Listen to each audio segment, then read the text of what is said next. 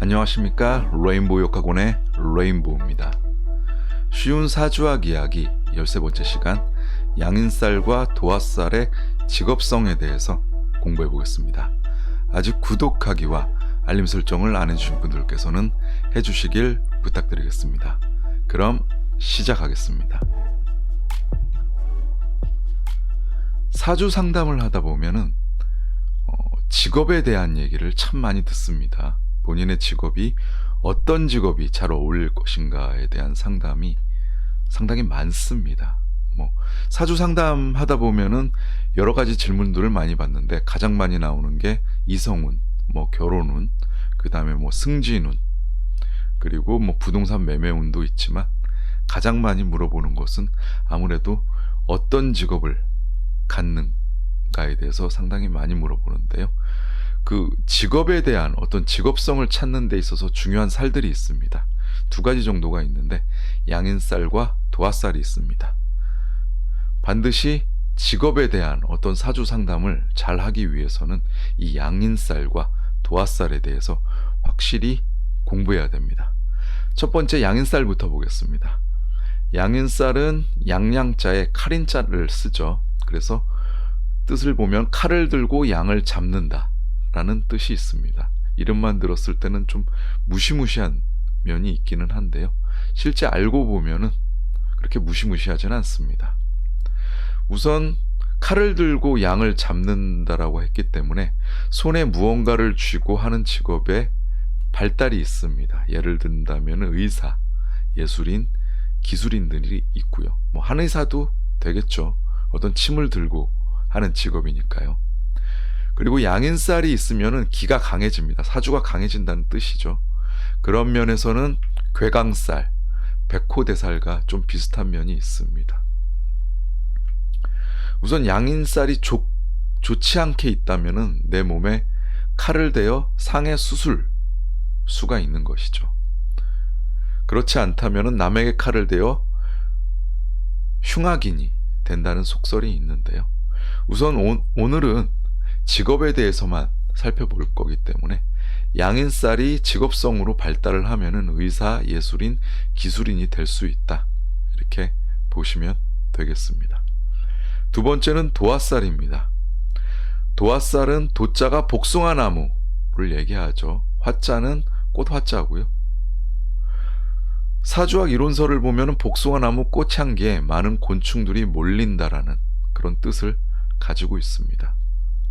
도화살에 대해서는 사주 공부를 하지 않더라도 많은 얘기를 들으셨을 겁니다. 우선 제일 많이 얘기가 나온 것은 이성들에게 관심을 받을 가능성이 높다. 그리고 도화살이 좋지 않게 있다면 이성주의를 요한다고 하는데요. 이것도 맞는 말입니다. 도화살이 사주에 좋지 않게 이성과 관련된 어떤 요소에 잡혀 있으면은 이런 결과가 있지만 우선 오늘은 직업에 대해서만 살펴볼 겁니다. 우선 직업적으로는 예술, 기능적으로 소질을 갖고 있는 경우가 많다고 보시면 되겠습니다. 특히 현대사회, 요즘에는 이공계, IT 분야에 종사하시는 분들을 보면은 도화살을 가지고 있습니다. 우선 도화살은 지지에 자오묘유가 있으면 도화살이 있다고 하죠. 그 자오묘유가 모두 음기운을 의미합니다. 음기운은 연구하고 분석하는 능력이 있다고 하죠. 그래서 이공계라든가 IT 분야에 소질에 잘 맞는다고 보시면 되겠습니다. 과거에는 살들, 양인살도 그렇고요. 도화살도 그렇고 직접 살들을 외워서 사주에 있는지 없는지를 적용했었는데요. 요새는 인터넷 상에서 또는 스마트폰 어플 상에서 만세력을 돌리면은 어떤 살을 갖고 있는지 자세하게 나옵니다. 그래서 구태여 살을 외울 필요는 없으니까요. 외우지 마시고 어떠한 성격을 갖고 있는지만 정확하게 공부하시면 되겠습니다. 실제 사주를 보면서 설명을 드리겠습니다. 이 사주는 어떤 특정한 분의 사주인데요. 특정한 직업을 갖고 있습니다. 우리가 흔히 알고 있지 않는 직업, 그러니까 우리가 볼 때는 좀 생소한 직업을 갖고 계신 분의 사주인데요. 한번 어떤 직업을 갖고 있는지 한번 맞춰보시기 바랍니다. 사주를 보겠습니다. 경호년, 울유월, 개사일, 개축시생입니다. 일간이 개수, 일간이죠. 나와 같은 오행 찾아볼까요? 시간의 개수, 그리고 축토안의 개수 정도가 있죠. 그리고 나를 돕는 오행, 물기운을 돕는 것은 쇠기운이죠. 쇠기운은 연간의 경금, 월지의 유금이 있습니다. 사주 형국을 이 정도만 봤을 때는 사주가 그렇게 강한 것 같지가 않습니다. 나와 다른 오행 볼까요? 시지의 축토, 일지의 사화, 월간의 을목, 연지의 오화 정도가 있네요. 사주 형국을 정확하게 파악하기 어렵습니다. 어떤 사주든 사주 강약을 정확하게 잡아야 되는데요. 하나씩 남의 세력을 보겠습니다. 우선 월간의 을목을 한번 보겠습니다. 월간의 을목은 연간의 경금, 월지의 유금에 둘러싸여 있네요. 그리고 연간의 경금과 합을 하는 모습이 보이는데요. 합을 과연 할지 한번 보겠습니다. 월간의 을목은 연간의 경금, 월지의 유금에 의해서 극을 받고 있죠. 이 극을 받지 않으려면 어떻게 해야 될까요? 이 을목 자체가 살아남기 위해서는 쇠기운과 합을 하는 게 차라리 좋겠죠. 을목 입장에서 보면 됩니다. 이 을목은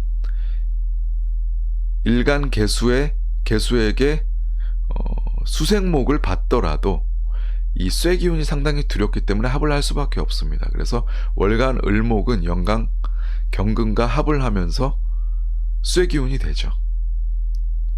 그러니까 이 을목은 이 개수의 힘을 빼는 게 아니라 쇠기운이 되면서 사실상 이 개수를 돕게 되는 것이죠. 이 을목이 금이 되면서 이 사화도 어떻게 될지를 한번 봐야 됩니다.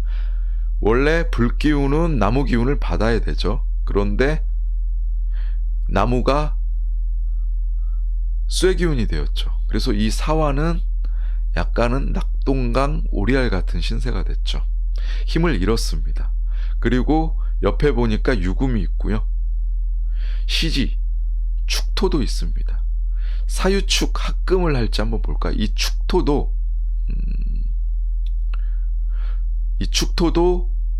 물기운에 의해서 곤죽이 되려고 합니다. 힘이 약해지려고 하죠. 그렇게 된다면 이 축토 안에 신금이 꿈틀꿈틀하게 돼 있죠. 그래서 이 사화, 유금, 이 축토는 사유축 합금을 하죠. 유금, 사화, 축토는 합을 내서 사유축 합금이 됩니다. 금기운이 되죠. 그러면서 일간 개수가 쇠기운의 힘을 받으면서 사주가 강해집니다. 이렇게 되면 이 사주는 상당히 강사주가 됩니다. 처음에 사주 형국을 볼 때는 사주 강약이 약해 보였지만 이 나와 다른 오행들이 합을 하면서 쇠기운을 형성하게 되죠. 그러면서 사주가 상당히 강해지게 됩니다. 이 사주는 상당히 강사주입니다. 그리고 시지축토를 보시죠. 시지축토가 양인살입니다. 그리고 이 양인살 축토가 관성이네요. 직업을 의미하죠. 그리고 화개살입니다. 이 시지축토가 관성, 직업을 의미하고요. 화개살이고 양인살인데 화개살은 어떤 특수한 일을 의미하죠. 그리고 양인살은 도구를 쓰는 일을 의미합니다. 평범한 직업이 아니라는 뜻입니다. 그리고 도구를 쓰고 있고요. 그리고 월지 유금을 한번 보시죠. 월지 유금은 도화살이죠. 이 도화살 위에 을목이 있는데요. 이 을목도 음기운입니다. 월지에 도화살을 깔고 있고 을목은 음기운이고 그렇다면 도화성이 강하다는 것이죠. 그리고 이 유금이 월직격으로 편인입니다. 그리고 이 월직격을 봤을 때 이 투출된 오행을 보면은 이 경금, 경금이 정인이죠. 월직격으로 편인격이고 정인이 특출됐기 때문에 정편인이 혼잡된 경우죠. 정편인이 혼잡됐기 때문에 기술 기능에 유리합니다. 사주학 이론을 보면은 정편인이 혼잡된 경우 기술 기능에 상당히 유리하다고 되어 있죠. 그리고 월지 유금이 도화살입니다. 그리고 천간 을목이 음기운이므로 도화성이 상당히 강합니다. 이 사람의 직업 무엇일까요? 도구를 쓰고요. 그리고 기술 기능적인 소질들을 상당히 많이 갖고 있습니다. 그리고 특수한 일을 할 것 같습니다. 이 사람의 직업은 축산 발골을 하는 축산 발골업자입니다. 상당히 특이한 직업이죠. 축산 발골업자는 아무나 할 수가 없습니다. 사주가 강해야 할 수 있습니다. 강한 사람만 할 수 있고요. 그리고 화개살 있고요. 그리고 도화살 있고요. 양인살 가지고 있습니다. 그래서 이분은 축산 발골 일을 전문적으로 하시는 분의 사주를 살펴봤습니다. 네, 오늘 간단하게 양인살과 도화살의 직업성에 대해서 살펴봤습니다. 공부하시다가 궁금한 사항 있으면 언제라도 질문 주시면 바로바로 답을 드리겠습니다. 네, 오늘 강의 듣느라고 수고 많으셨습니다. 다음 시간에 뵙겠습니다. 안녕히 계십시오.